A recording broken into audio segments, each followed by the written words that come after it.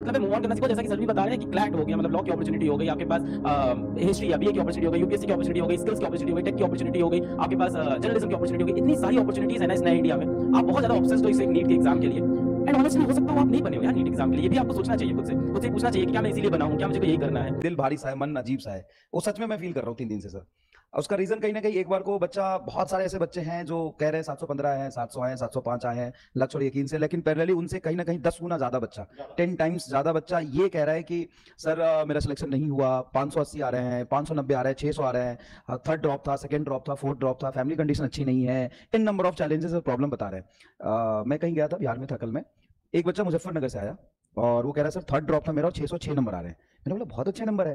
तो मेरे मतलब इतना फ्रस्ट्रेशन में था फैमिली कंडीशंस की वजह से और अपने प्रिपरेशन के स्ट्रगल की वजह से, वो मतलब इरिटेट होकर मैं क्या करूं, मैं बताओ क्या करूं, 400-600 नंबर का, 606 नंबर का बताओ ना, मैं क्या करूं, मेरा सिलेक्शन तो नहीं हुआ, मैंने सब कुछ सेक्रीफाइस किया था, मतलब सब कुछ छोड़ दिया, मैं क्या करूं बताओ।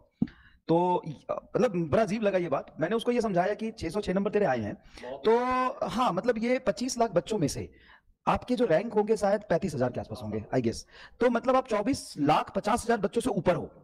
आप लाइफ में कुछ भी करोगे ना इसके अलावा तो आप सबसे आगे खड़े होगे और लाइफ में बहुत अच्छा कर लोगे। एक रेस्टोरेंट था यकीन 2.0 का लास्ट ईयर, जिसके मार्क्स से 604, अभी बात हो रही थी मेरी, वो कहाँ है, और उसके क्लैट में इस बार AIR 78 आया है। पिछली बार वो अपने यकीन 2.0 का था और इस बार उसके नीट में 660 भी आए हैं। उसके नीट में 660 नंबर आए इस बार और क्लैट में AIR 78 आया है। तो मैंने उससे पूछा क्या करना है अब, तो उसने क्लैट ही करूंगा सर, अब नहीं करना नीट वेट। तो मैं थोड़ा बहुत कंट्रोवर्शियल स्टेटमेंट बोलने जा रहा हूँ, आई एम सॉरी सभी लोगों को।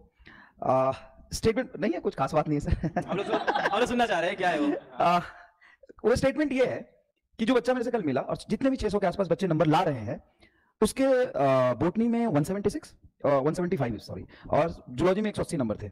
मैं इंडिया के फिजिक्स में भी मैं बोल रहा हूँ, फिजिक्स में, बोटनी में, जूलॉजी में शायद मुझे भी बिठा दो, इंडिया के 70% टीचर्स के इतने नंबर नहीं आएंगे, 180 आउट ऑफ 180 सही बात नहीं आएंगे। और आप अगर लेके आए हो तो आप आम इंसान नहीं हो। जब आप 600 नंबर सारे सब्जेक्ट में आप इतना अच्छा परफॉर्म कर रहे हो तो आप आम इंसान नहीं हो, आप बहुत ऊपर की चीज हो। और लाइफ में आप आगे बढ़ो, और ऐसा नहीं है कि आपने सब कुछ खो दिया। आपने जो सीखा है इतने नंबर लाने के लिए, आपके जो नॉलेज गेन हुआ है, मेंटल स्टेबिलिटी जो आई है, आगे जाके तुम लाइफ में कुछ भी करोगे ना, बेस्ट करोगे और सबसे आगे रहोगे। चाहे आप बीएससी करो, बीएससी के बाद आप नेट दे सकते हो, बीएड कर सकते हो, जेआरएफ कर सकते हो और लाइफ में बहुत खुश रह सकते हो। ये कहीं नहीं लिखा हुआ है कि जो आज एमबीबीएस कॉलेज में एडमिशन लेने जा रहा है वो लाइफ में सक्सेसफुल हो गया, उसका जीवन नरक हो जाता है सर। मैं 2017 की बात बता रहा हूँ, AIR 27, नाम नहीं ले सकता मैं, AIR 27, उस लड़के को मौलाना जामे में एडमिशन मिला था और उसको ड्रॉप करना पड़ा पीजी के लिए। AIR 27 की बात बता रहा हूँ मैं। तो ऐसा बिल्कुल भी नहीं है कि अगर एक एग्जाम में आपके थोड़े कम नंबर रह गए तो आप एकदम फेलियर हो, लाइफ में कुछ भी नहीं कर पाओगे।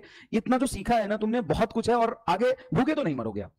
600 नंबर लाने वाला बच्चा, मतलब सैल्यूट है तुम्हें। भले ही तुम्हें मेडिकल सीट नहीं मिल रहा है, आई एम सॉरी, लेकिन सैल्यूट है तुम्हें, जो इतने मेहनत डेडिकेशन से तुमने सेक्रीफाइस किया ना, वो तुम्हें रिजल्ट में वापस मिलेगा कहीं ना कहीं। ये जो मेहनत आप कर रहे हो सही बात है, ये मेहनत कहीं जाया नहीं जाएगी। स्कोर भी आपका सही है, ये बात अलग है कि बाकी बच्चों ने शायद आपसे ज्यादा स्कोर कर दिया, हो सकता हो सर दिन पे डिपेंड करता है, थोड़ा दिन पे भी डिपेंड करता है। हाँ 20-30 नंबर ऊपर, 20-30 नंबर, 40-50 नंबर ऊपर नीचे। कितनी बार हमारे मॉक टेस्ट में हम लोग देखते हैं बच्चा 600-650 ला रहा है, अगले भी 600 लाया। तो ये तो डे भी होता है, कई बार 50-50 नंबर ऊपर नीचे हो जाता है। पर मेरा यही है कि मूव ऑन करना भी सीखो आप लाइफ में। आप मूव ऑन करना आपको शायद कोई सिखा ही नहीं रहा है कि यहाँ से आगे भी निकलना है आपको। तो मैं बहुत ज्यादा इंकरेज नहीं करता हूँ कि आप ड्रॉप लेते जाओ, क्योंकि उसके बाद भी ये मेडिकल जर्नी बहुत लंबी है। ये भी मैं खुद भी एज अ कंट्रोवर्शियल स्टेटमेंट बोल रहा हूँ, as a founder of this edtech company मैं आपको खुद ये बोल रहा हूँ कि आप बहुत सारे ड्रॉप लेने के चक्कर में मत रहो। पर हाँ, इसके बाद कोई रूल नहीं है, हो सकता है इस बार आप लो, आपका निकल जाए, तो मैं ये भी कमेंट नहीं कर सकता हूँ कि मत ही लो। बट मेरे कहने का मतलब है मूव ऑन करना सीखो, जैसा कि सर भी बता रहे हैं कि क्लैट हो गया, मतलब लॉ की अपॉर्चुनिटी हो गई आपके पास, हिस्ट्री या बीए की अपॉर्चुनिटी हो गई, यूपीएससी की अपॉर्चुनिटी हो गई, स्किल्स की अपॉर्चुनिटी हो गई, टेक की अपॉर्चुनिटी हो गई, आपके पास जर्नलिज्म की अपॉर्चुनिटी हो गई। इतनी सारी अपॉर्चुनिटीज है ना इस नए इंडिया में। आप बहुत ज्यादा ऑब्सेस्ड हो इस एक नीट के एग्जाम के लिए।